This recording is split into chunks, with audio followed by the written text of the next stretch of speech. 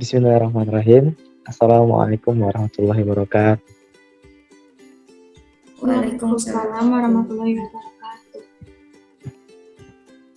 Baiklah, pada kesempatan kali ini kami dari kelompok 1 kelas A Biologi 2019 akan menjelaskan ya terkait tugas dari Praktikum Bioinformatika itu terkait bagaimana memahami penggunaan dari website NCBI. Nah, untuk yang pertama akan dibahas itu terkait di bagian gennya. Jadi pada kesempatan kali ini kita akan mencari di bagian gen sama nukleotida. Untuk yang pertama kita akan kaji lebih detail terkait di bagian gen. Jadi untuk yang pertama, penyampaian pertama di bagian gen ini akan dijelaskan oleh Saudari Zakia Putri Rosadi. Mungkin kepada Kia dipersilakan. Baik, terima kasih kepada moderator. Baiklah, setelah kita mengunjungi situs NCBI ini, langkah pertama yang kita lakukan yaitu mengklik pada database ini dengan mencari pada bagian gennya. Lalu mencari gen yang akan kita cari yaitu SMART4.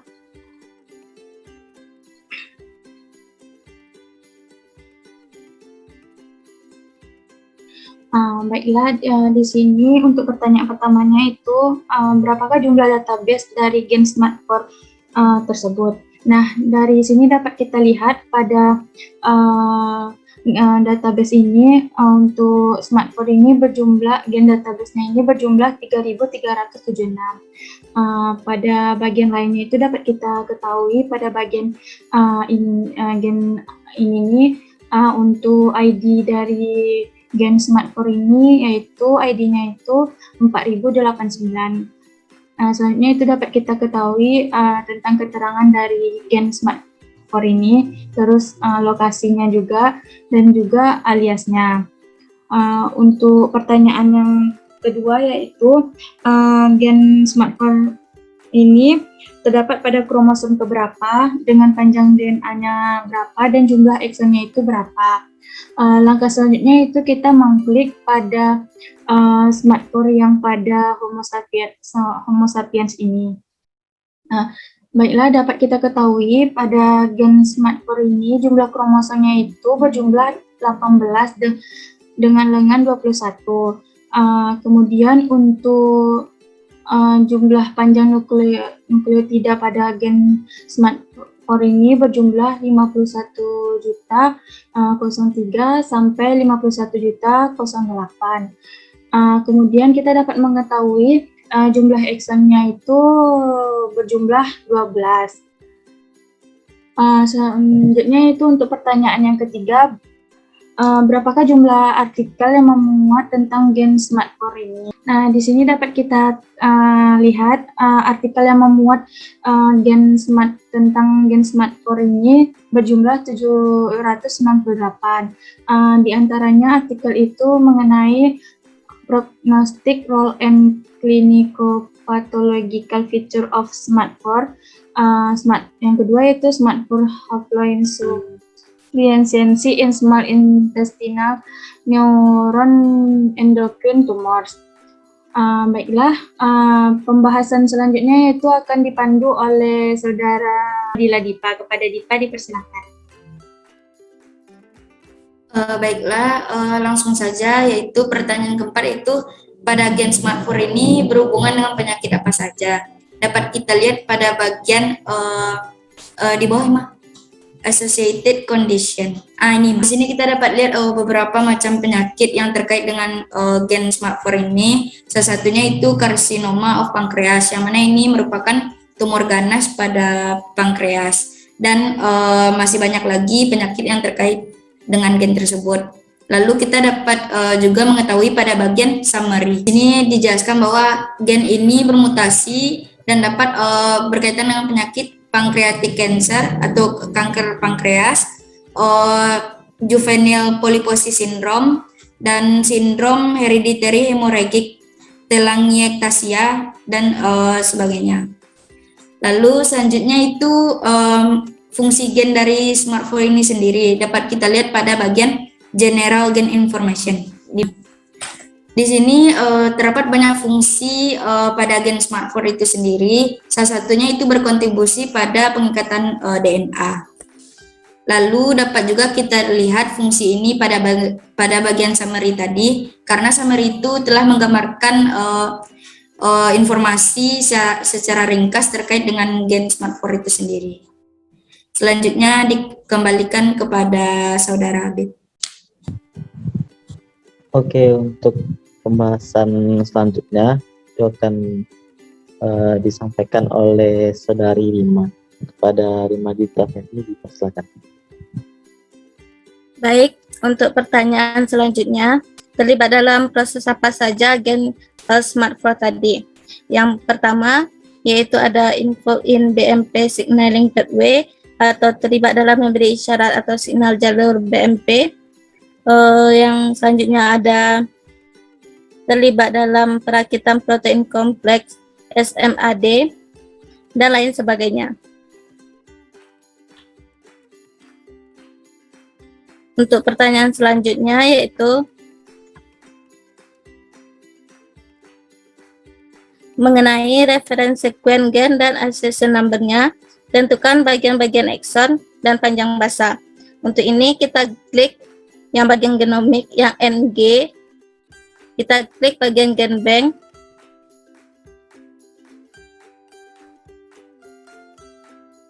Nah, di sini untuk referensi sekuennya yaitu yang NG 0130 13.2. Selanjutnya ada panjang basanya yaitu 54830. Dan untuk eksonnya kita scroll ke bawah. Ini ada panjang dari 1 sampai 411, panjang ekson dari 16708 sampai 17083 sampai ke bawah. Ini ada juga ekson-eksonnya. Untuk materi selanjutnya dikembalikan kepada Abid. Oke, terima kasih Rima. Untuk selanjutnya kita akan membahas terkait referensi scan untuk mRNA beserta panjang nukleotidanya, sekaligus fungsi dari beberapa urutan mRNA tersebut. Nah, untuk hal ini, untuk referensi scan mRNA itu kita bisa klik di bagian NM ya. Kemudian untuk referensi scan bisa kita lihat datanya di atas itu adalah 005359, dan untuk panjang dari nukleotidanya adalah 8772 base pair. Kemudian untuk beberapa contoh dari fungsi masing-masing untuk dari beberapa urutan mRNA itu bisa kita lihat di bagian miss feature. Seperti contohnya di sini saya ambil di panjang nukleotida 518 sampai 520 itu adalah upstream in frame stop codon.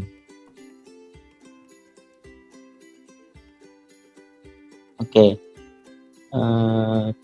Kemudian selanjutnya itu bisa di scroll ke bawah.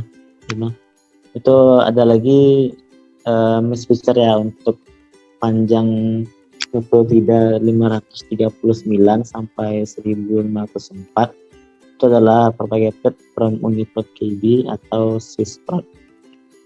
Baik, selanjutnya itu kita kembali ke halaman yang tadi, halaman sebelumnya. Sekarang kita akan menentukan referensi scan dari protein beserta panjang asam aminonya, kemudian menentukan fungsi juga dari masing-masing scan asam amino. Nah, untuk asam amino kita klik yang di sebelah kanannya itu di bagian NP.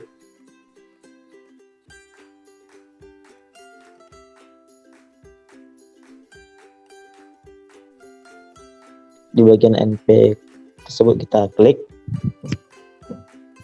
Kemudian dapat diketahui referensi scan proteinnya yaitu adalah 005350 dengan panjang asam amino itu adalah 552 amino asid.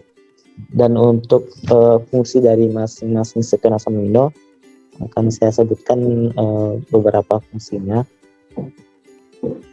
Oke, bisa lihat di sini di bagian region, misalnya di bagian panjang asam amino dari 1 sampai 322 itu ada propagated from Unipeptide atau Swiss prot. Dan dari panjang asam amino 14 sampai 138 itu ada N-terminal met homologi. Baik, itu adalah pembahasan ya terkait SMAD 4 di bagian gen. Kemudian selanjutnya kita akan membahas yang di bagian nukleotida. Oke, untuk nukleotida kelompok kami membahas di bagian IGF, dan untuk penyampaian pertama itu terkait jumlah nukleotida, kemudian animal, dan sebagainya, itu akan dijelaskan oleh saudari Adila Diva Febri. Pada Diva, dipersilakan. Baiklah, terima kasih kepada Abid. Selanjutnya kita akan membahas mengenai nukleotida, yang mana kita dapat melihatnya dengan mengklik nukleotid dan mencari pada bagian search, yaitu salah satunya itu IGF. Nah, untuk pertanyaan pertama itu tentukan jumlah yang didapatkan, lalu klik spesies, klik animal, plant atau lainnya, tentukan jumlah sekuen yang tinggal. Dapat kita lihat pada nukleotida khususnya IGF itu untuk jumlah sekuen keseluruhan itu ada 80.197 yang terkait dengan nukleotida IGF tersebut. Nah, untuk melihat karakteristik atau per masing-masing spesies, kita bisa melihatnya pada bagian sebelah kiri web itu, yang mana sudah ada bagian-bagian yang mana yang pertama itu animal itu sebanyak 4.206, plant yaitu 59.639, protista 3.582, bakteria 56, serta virus sebanyak 4. Lalu kita dapat mengcustomize atau memilih apa saja yang kita lihat. Selanjutnya itu pertanyaan yang kedua itu klik molekul type genomic DNA dan RNA, berapa jumlah sekuen yang tertinggal, lalu klik juga pada mRNA. Pada genomic DNA atau RNA itu keseluruhan terdapat sejumlah 28.175 yang terkait dengan ini. Dan untuk pada mRNA kita hapus dulu.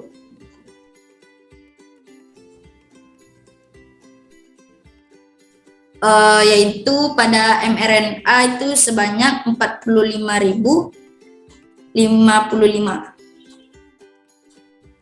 Dikembalikan kepada moderator. Oke, terima kasih kepada Diva. Nah, baik, untuk selanjutnya kita akan mengkaji terkait panjang DNA genomik dan panjang mRNA serta panjang dari asam amino. Pertama itu panjang dari genom DNA ya, kita bisa lihat pada opsi molecule types itu diklik di bagian genomic DNA atau RNA di yang atas, genomic DNA atau RNA. Oke, bisa klik di situ. Oke, kemudian bisa kita klik di pilihan yang pertama, yaitu Ratus norvegisus.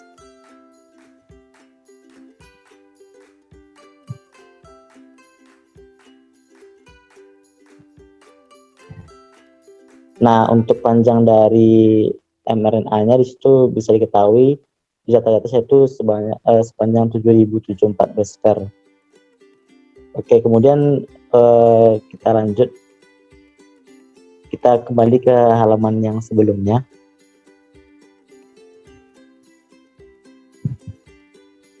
Oke, untuk mengetahui yang di bagian proteinnya itu kita bisa ngeklik di bagian protein, itu ada opsinya di sana, protein. Yang kita setelah mengklik tombol tersebut kita bisa mengetahui panjang asam aminonya gitu.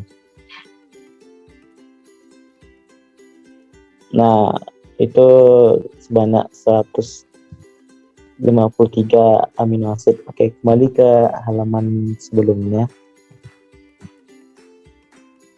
Oke, sekarang kita mengkaji di bagian yang kedua, yaitu terkait dari panjang mRNA. Jadi kita kembali ke molekul text. Pertama kita hapus dulu agar tekan tombol clear, dan sekarang diklik di bagian mRNA. Setelah dihapus, kita fokus di bagian mRNA. Kemudian klik di yang opsi pertama, itu Paralitis olivaceus. Nah, di sini juga bisa langsung diketahui ya, panjangnya itu 648 gesper. Oke, selanjutnya kembali ke halaman sebelumnya. Kita akan melihat ya panjang asam aminnya berapa. Bisa dilihat dengan klik di bagian protein. Di protein. Oke. Dan kita bisa mengetahui dari panjang asam aminnya itu sebesar 215 amino acid. Oke, untuk selanjutnya kita akan membahas terkait klik source database yang akan untuk pembahasan tersebut akan dijelaskan oleh saudari Zakia Pulfikrosadi. Pada Kia dipersilakan. Baiklah, terima kasih kepada Habib. Selanjutnya itu dapat kita lihat di sebelah kiri ini untuk sort database-nya. Langkah pertama yang kita lakukan yaitu dengan cara mengklik pada customize ini semuanya. Lalu kita checklist semua sort database yang ada di sini.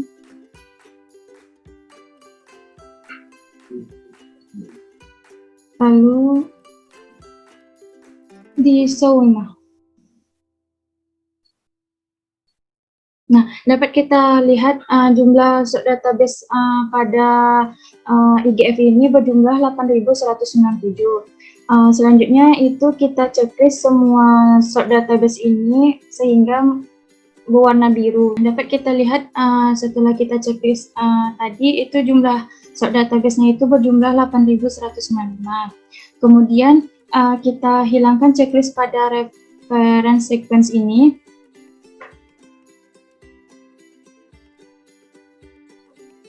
Sehingga data sort database pada IGF ini berjumlah 74.615. Langkah selanjutnya yaitu kita meng-clear semua ini. Lalu untuk mengetahui berapa jumlah sort database pada reference sequence ini, kita klik saja pada reference sequence-nya saja, Ima.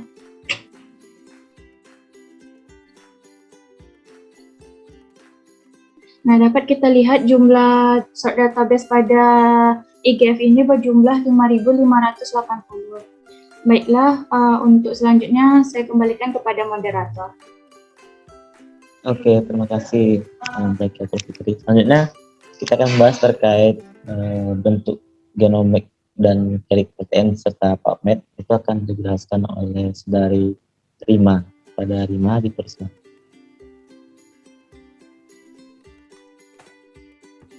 Baik, untuk pertanyaan selanjutnya, klik dan bentuk genomik, kemudian klik protein, PubMed, format FASTA, dan grafik. Nah, kita lihat di molecule type, kita tekan genomik.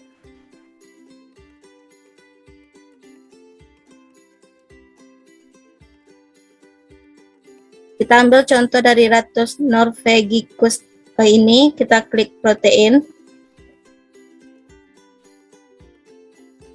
Di sini kita bisa melihat informasinya seperti panjang proteinnya itu ada 153 amino acid. Selanjutnya kembali ke halaman awal. Selanjutnya kita klik PubMed. Di sini akan muncul artikel mengenai Rattus tadi. Selanjutnya kita kembali ke halaman awal.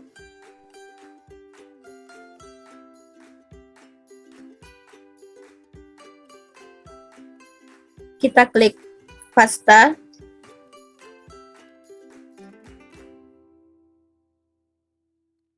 Nah, di sini terdapat susunan asam aminonya. Klik ke bagian awal. Oke, untuk selanjutnya kita klik grafik.